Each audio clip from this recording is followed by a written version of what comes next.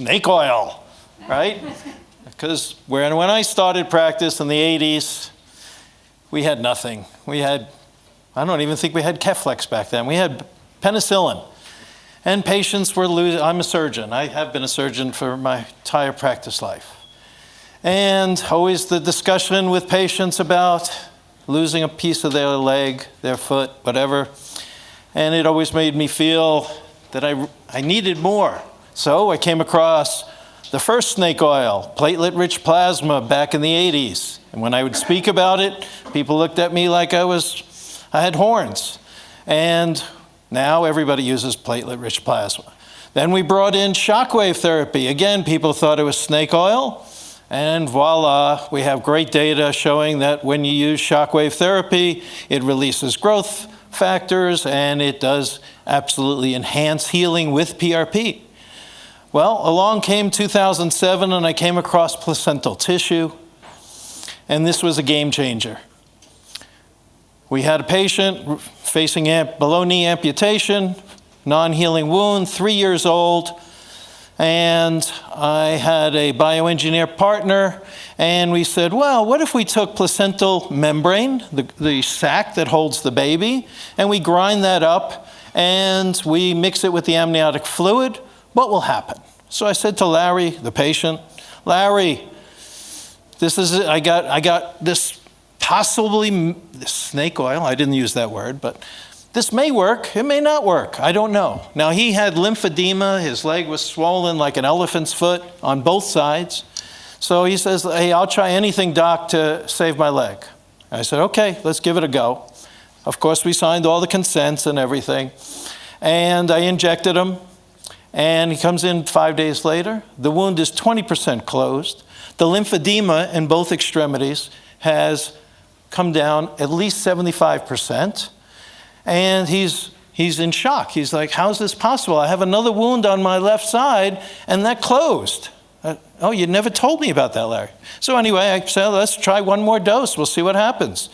And by 63 days, 2 doses, that 3-year-old wound was fully healed. And all the lymphedema in both legs was gone. He was able to go on, get his kidney transplant, and resume life as a functioning nurse after almost 5 years of being out of work due to a variety of his diabetic neuropathy and the wounds, etc. So I call up my colleagues in Arizona. I say, hey, send me the worst of your worst wounds, and let's see what this magic juice does. And all 19 of the additional patients healed within, on average, 63 days. So that brings us to the present. So over the last 14, 15 years or so, I have been working on placental tissue. We started with our first iteration. We've been through about 10 iterations since then. And what we've obviously have changed our thoughts on. We first thought it was the stem cells and the amniotic fluid. We thought, oh, it's the growth factors. So we've been through many iterations, but we have really come to understand, I think I skipped this. Oh, there we go. We've really come to understand and developed and understand the mechanism of action of this symphonic orchestra of growth factors, microRNAs, messenger RNAs that are in this placental milieu, all right? So we then realized that we needed more of the action, the exosomes, and then so we started adding in Wharton's jelly, the goo inside the umbilical cord, and that really boosted us up. 10 years ago, while I was still practicing in Arizona, I befriended a heart transplant surgeon, Dr. Kalpe, and he called me one day and he said, hey, doc, come on up to the ICU.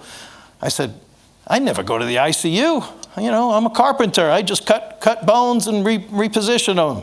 He says, no, it's right. You know where it is. So anyway, I come up and he shows me this terrible involuted scar into the chest. Patient can't get out of bed and excruciating pain, not controlled with pain meds.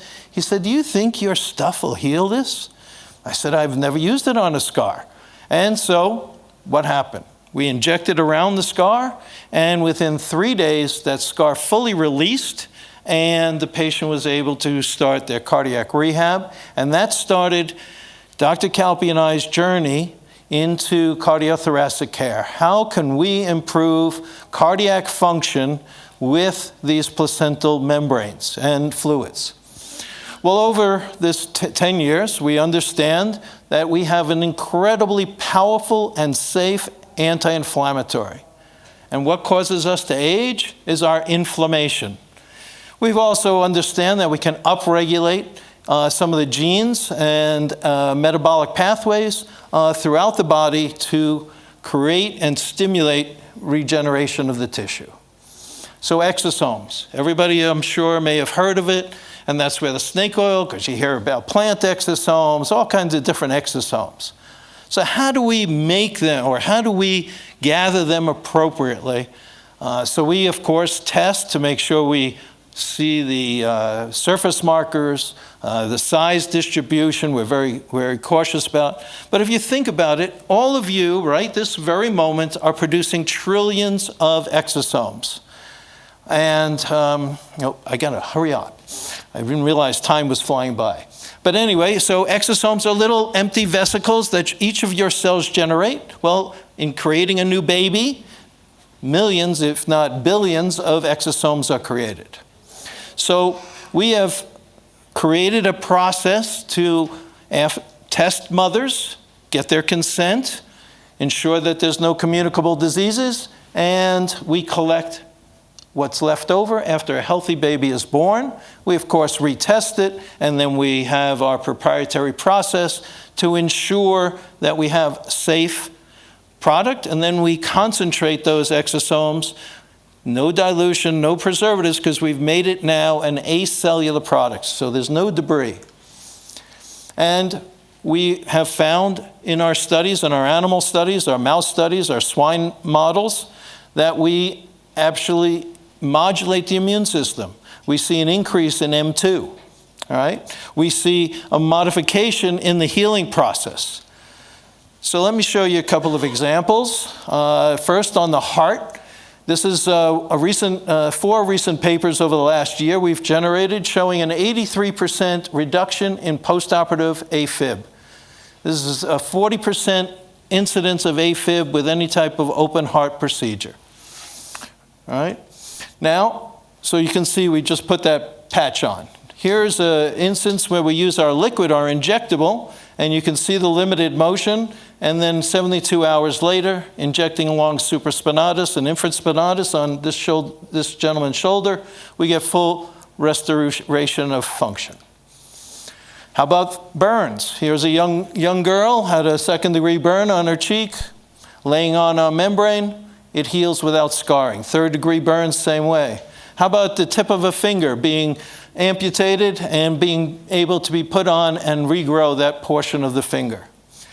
Pyoderma granulosum, very difficult challenge, just laying on the membrane, not even with the exosomes, but laying on just the membrane, and we see full restoration of the function. So we have done quite a bit of studies on the heart, and that's really our focus right now. We have submitted our investigative new drug application to the FDA, and we're hoping to have their approval any day now. But in our safety trials, so you have to understand this was a human transplant tissue up until 2019, so we actually do have human data before the FDA regulated this as a biologic, and we had no adverse events, and we had almost 100% resolution of ischemia in the myocardium. I know I'm running out of time, so I got to rush through my story, but we've built BioXtek over the last 3 years. It's full CGMP, CGTP, 8 clean rooms, 11,000 square feet. We've gotten our own collection with the largest Florida OBGYN group, and our cash flow is very positive. So we have an excellent cash foundation, and our timeline leads us to, we believe, we will have our first biologic license by 2028. We're looking for $40 million. Why? Because clinical trials are incredibly expensive. right? So we're cash flowing, we can keep our operations, we can afford our basic science, but to really do all of our clinical trials in the cardiac space, regenerating ischemic hearts after a myocardial infarction, but also moving into our orthopedic space, treating tendinopathies, et cetera, osteoarthritis, we need to raise additional funds. Our therapeutic works, it works well, it's safe. We've never, in all the patients we've treated, thousands upon thousands of patients between 2007 and the present, we've not had one adverse event in treating from head to toe. So central nervous system, neurodegenerative diseases. And this, how do we get to longevity? Because if we reduce inflammation, we then allow people to function and we improve their lifespan.